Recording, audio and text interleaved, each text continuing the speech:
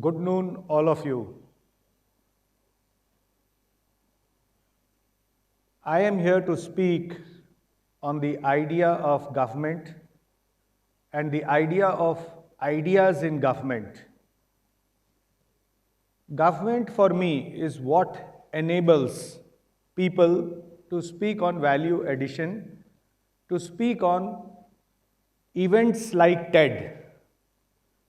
Government is a necessary but not an sufficient condition for talent to grow, to nurture, or a Sachin Tendulkar to be developed in the society. Without a government, there would be lawlessness in society, and I am sure nothing is going to grow in the wilderness. So government is essential, but not sufficient condition for the individuals to grow and develop. Let me illustrate to you through a few folk tales and examples. Government is also what government ensures is fairness in society. I'll give you a simple example. Take this side of the hall and take this other side of the hall. And suppose I bestow upon you, gentlemen, $10 million with the condition that you are going to distribute this $10 million with the other side, and if this distribution is acceptable to this side, you both get to keep your shares. Now, if the distribution is 50-50, maybe both of you are going to accept your shares. But I give you an extreme example. Out of $10 million, you give the other side $100. How many of you are going to accept this bargain? Raise your hands who will accept the bargain. And may I have hands raised who will not accept the bargain? So you see, gentlemen, I am talking about the other side. Of course, you are going to accept the bargain with 10 million minus $100. This is an extreme case. Now, this experiment was repeated in a famous London laboratory of behavioral economics, where they did this experiment with monkeys. And the contraption was that there was a distributor and some resins were kept to be distributed between the two monkeys on either side of the attachment. And they found a very strange behavior. That is what is microeconomists call homo economicus, or we are all utility maximizers. No matter what the distribution was, that is, the controller had a switch in which he could control the distribution of the resins. And he could get a share only if the other side accepts it. So even if the distribution was as unfair as this, which in economics is called still Pareto optimal. If you understand this concept of Pareto optimal, that is, if you get to keep $100 and if you get to keep 10 million minus $100, both of you would be better off. But if you reject it, both of you are worse off. But still you reject it, the reason is it is unfair distribution from their side. This sense of unfairness is typical of human beings. It is not present in species usually other than human beings. So in the case of monkeys, they were optimizing, they were homo economicus, they were maximizing their utility. Now, having said this, this was an example. What do people look for in government when they elect them? My proposition is the development is nothing but fairness. You have recently elected a government to power. Do you know the roadmap 5 years hence? That is, what is going to be delivered to you? This is the promise, and 5 years down the line, you are going to get this. Can anyone get up and say that this was the India 5 years in, say, May 2014, and this will be the India in May 2019? So I am going to weigh in a weigh scale and assess their promise versus performance, and accordingly exercise my choice to right to vote. It does not happen, gentlemen, in this manner. So, how the vote happens? I just take you to the situation before May 2014. What were the major issues which agitated the mindsets? The unfairness. Unfairness that something rotten happened, some scam happened in 2G, in coal, etc., etc. Did you feel that because of the 2G scam, you were paying extra for your mobile connectivity? No, we had the world's best rates for telecom connectivity. You go anywhere else in the country, such cheap connections maybe, it's very hard to find. Even 3G is quite affordable to your pockets.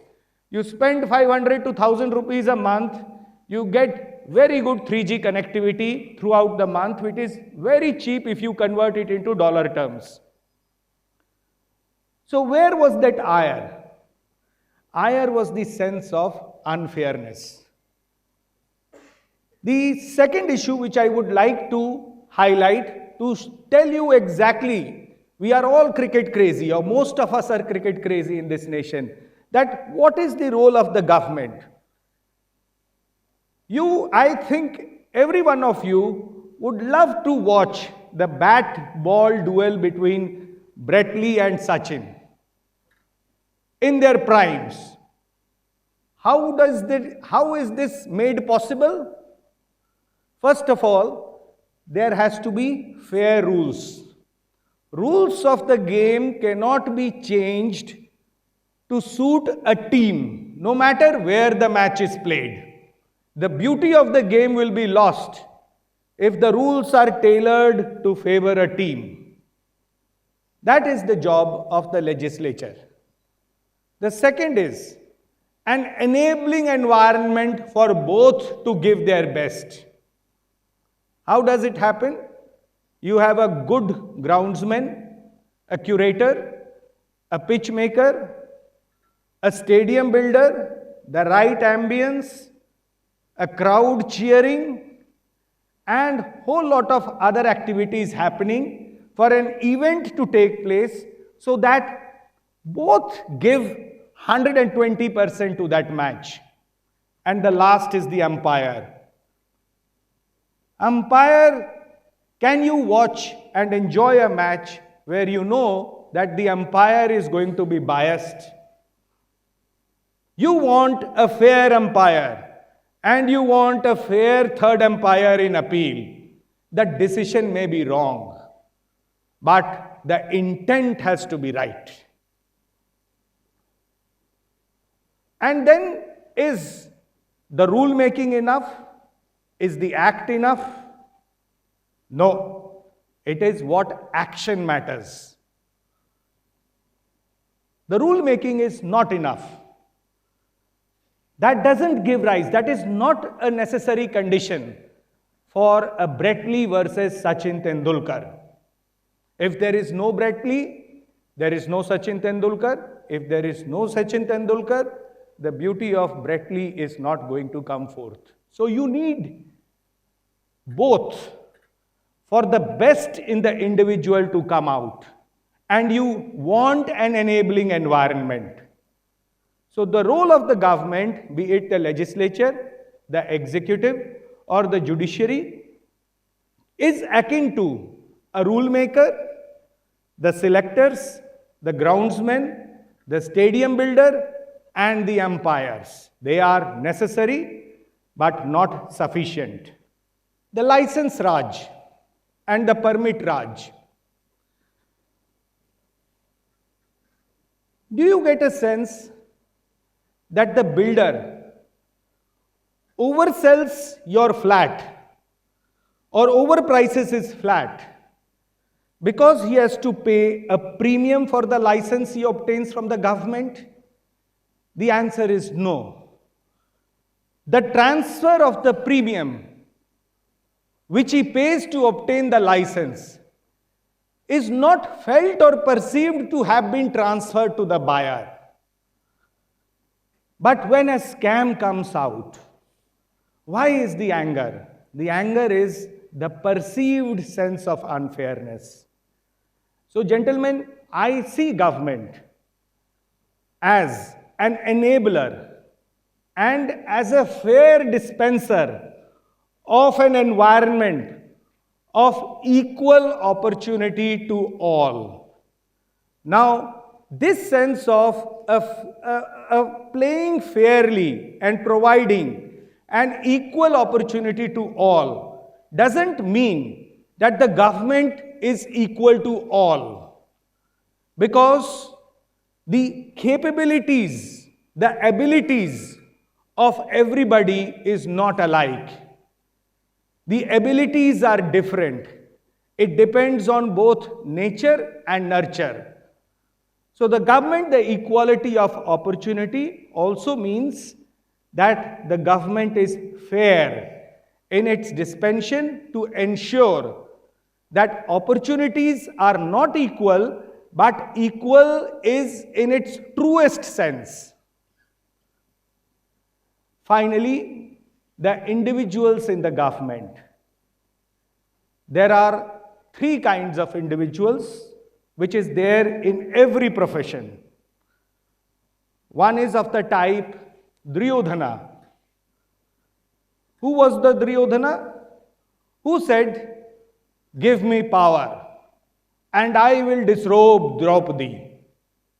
That is, show me the face, I will give you the rule book. These people are to be identified. They are not good for the society. Those who say, "Show me the face, I will show you the rule book," they are like Duryodhana. "Give me power, I will disrobe Draupadi." The second is Bhishma. He is noble, he is good, but he is helpless. His loyalty is to the king, not to the kingdom.